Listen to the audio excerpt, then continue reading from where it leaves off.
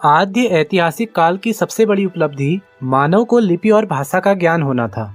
हम ये अनुमान इसलिए लगा रहे हैं क्योंकि इस समय के हमें अनेक लिखित स्रोत प्राप्त हुए हैं, लेकिन उनमें से कई का अर्थ स्पष्ट नहीं हो सका है, यानी हम अभी तक उन्हें पढ़ नहीं पाए हैं।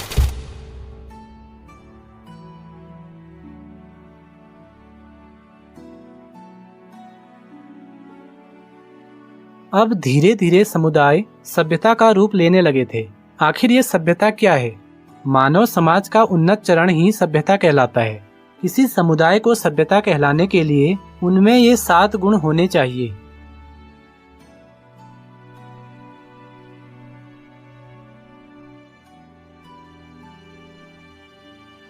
लगभग 4500 वर्ष पहले सिंधु नदी के किनारे भारतवर्ष की पहली सभ्यता ने जन्म लिया।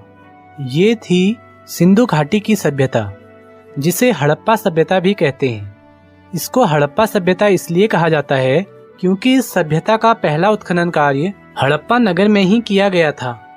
ये संभवतया भारत की सबसे प्राचीन सभ्यताओं में से एक थी।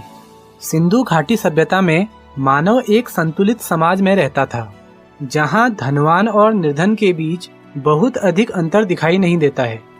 ये एक नगरीय सभ्यता थी जिसका मुख्य व्यवसाय व्यापार था।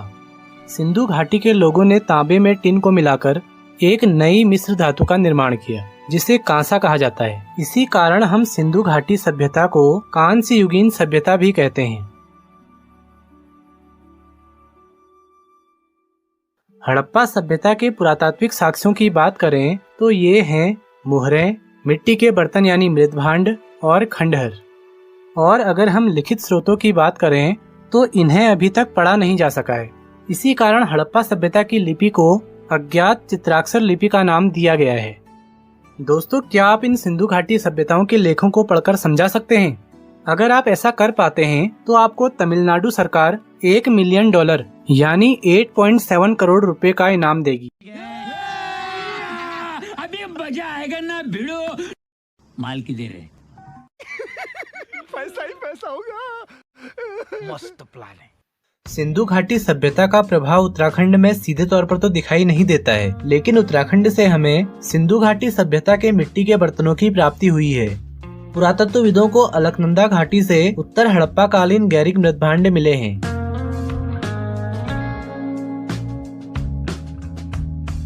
इतिहासकारों के अनुसार सिंधु घाटी सभ्यता के समय ही उत्तराखंड की कोल जाति धीरे धीरे अपने उच्चतम जीवन शैली पर पहुंच चुकी थी, लेकिन तभी अचानक उत्तराखंड में दक्षिण पूर्वी चीन से मंगोलॉइड समूह का आक्रमण हो जाता है। इन्हीं मंगोलॉइड समूह को साहित्यों में किरात जाति कहा गया है। किरातों ने कोल जाति को उत्तराखंड से पूरी तरह से तो समाप्त नहीं किया, लेकिन उन्हें अपना दास बना लिया।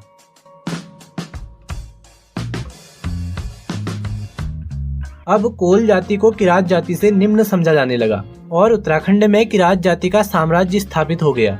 इसी किरात जाति को कीर पुरुष या भिल्ल भी कहा जाता है।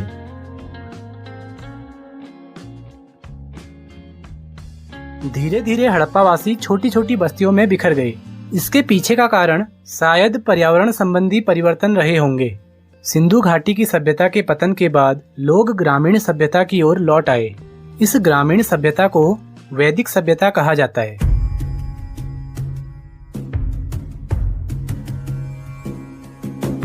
माना जाता है कि वैदिक सभ्यता की स्थापना आर्यों ने ही की थी। इनका प्रमुख व्यवसाय कृषि था।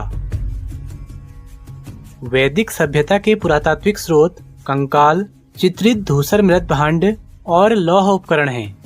और अगर हम वैदिक काल के साहित्यिक स्रोतों की बात करें तो इनमें से भी कुछ ऐसे ग्रंथ हैं जिन्हें अभी तक पढ़ा नहीं गया है, लेकिन इस काल के जो पौराणिक या धार्मिक ग्रंथ हैं उन्हें आसानी से पढ़ लिया गया है और ये आद्य ऐतिहासिक काल की जानकारी के प्रमुख स्रोत हैं। इसीलिए इस समय को पौराणिक काल भी कहा जाता है।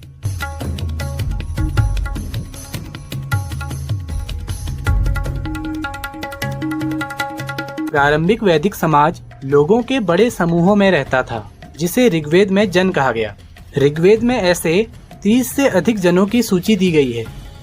वैदिक काल को भी हम 2 भागों में बांट सकते हैं, ऋग्वैदिक काल और उत्तर वैदिक काल। हम जो वर्तमान समय में भारतीय समाज को देख रहे हैं उसमें सबसे ज्यादा प्रभाव उत्तर वैदिक काल का ही देखने को मिलता है।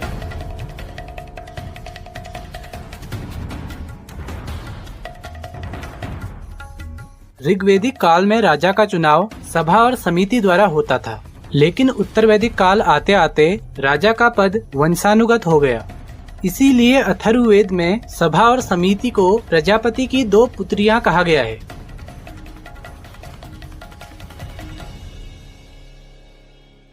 जहां ऋग्वैदिक काल के प्रमुख देवता इंद्र थे, वहीं उत्तर वैदिक काल आते आते प्रजापति को प्रमुख देवता माना जाने लगा।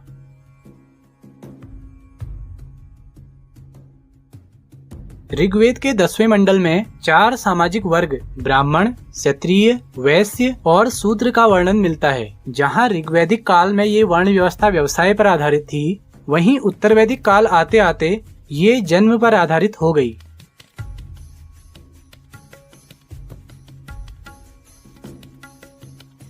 वैदिक संस्कृति में अनेक अनुष्ठान विकसित हुए जो देवी देवताओं के प्रति व्यक्तिगत या सामूहिक हितों और मंगल के लिए समर्पित थे, लेकिन ये अनुष्ठान समय के साथ और भी जटिल होते चले गए।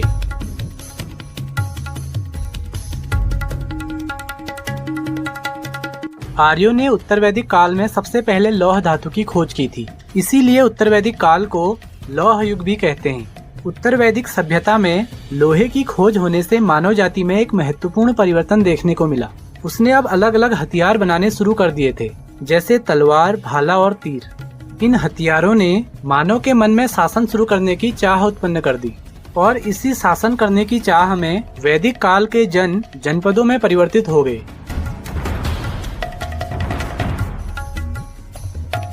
अब उत्तराखंड के संदर्भ में वैदिक काल की बात करें तो उत्तराखंड का प्रथम लिखित उल्लेख हमें ऋग्वेद में ही मिलता है। ऋग्वेद में उत्तराखंड को मनुष्यों की भूमि और देवभूमि कहा गया है।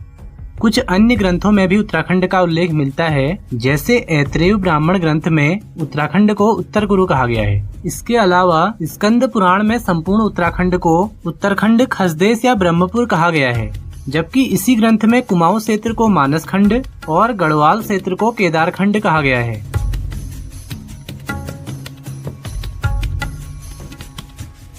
वैदिक काल का प्रभाव तो देवभूमि उत्तराखंड में सभी जगह दिखाई देता है, फिर चाहे वो पूजा पाठ हो या फिर सांस्कृतिक परंपराएं। शायद इन्हीं वैदिक सभ्यता के संस्थापक यानी आर्य जाति के लोगों में से ही कुछ लोग बाद में खस कहलाए होंगे और इसके बाद ये खस जाति उत्तराखंड जैसे पहाड़ी राज्यों में रहने लगे होंगे। इतिहासकारों के द्वारा बताया जाता है कि इन्हीं खसों ने कोल और किरातों को पराजित कर उत्तराखंड में सबसे प्रमुख जाति का स्थान ले लिया। शायद इसीलिए स्कंद पुराण में उत्तराखंड को खस देश कहा गया है। माना जाता है कि शुरुआती खस जाति में ठाकुर और ब्राह्मण दोनों शामिल थे, लेकिन बाद में ये संबोधन केवल ठाकुरों के लिए ही प्रयोग होने लगा।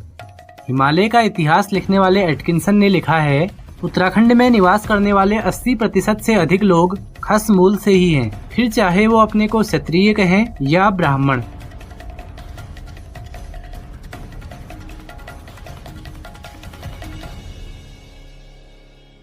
वैदिक काल के दौरान ही हमें एक विशेष प्रकार की संस्कृति भी देखने को मिलती है, जिसमें मानव बड़े बड़े पत्थरों का उपयोग दफन स्थलों के ऊपर कुछ इस तरह से करता था। इसे महापाषाण कालीन संस्कृति कहा गया। लेकिन भारत में महापाषाण कालीन संस्कृति का समय अलग अलग है। जहां दक्षिण भारत की ये महापाषाण कालीन संस्कृति मध्य पाषाण युग से ही अस्तित्व में मानी जाती है, वहीं उत्तर भारतीय महापाषाण काल मुख्य रूप से लौह युग से संबंधित है। उत्तराखंड से भी हमें इस प्रकार के महापाषाण कालीन समाधान मिले हैं।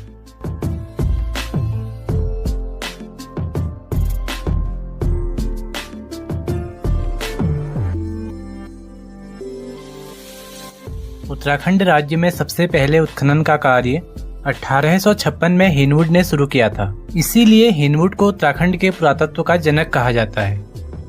हिनवुड ने चंपावत जिले के देवीधुरा नामक स्थान से महापाषाण कालीन समाधान और कपमार्क खोजे थे।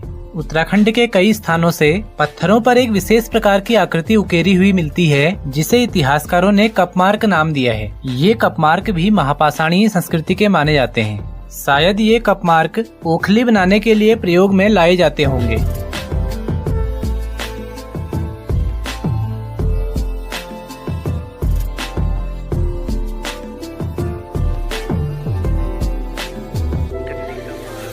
हेनवुड के बाद 1877 में रिवेट कार्नोट ने द्वाराहाट के चंद्रेश्वर मंदिर से 12 समांतर पंक्तियों में बनाए गए 200 कपमार्क खोजे थे। इसके बाद डॉक्टर यशोधर मठपाल को पश्चिमी रामगंगा घाटी से भी महापाषाण कालीन समाधान और कपमार्क मिले हैं।